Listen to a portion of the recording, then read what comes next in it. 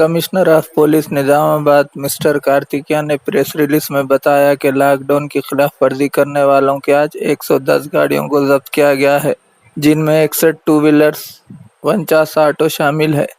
इन्होंने कहा कि रात 7 बजे से सुबह 6 बजे तक कर्फ्यू रहेगा, कोई घर से बाहर ना निकले।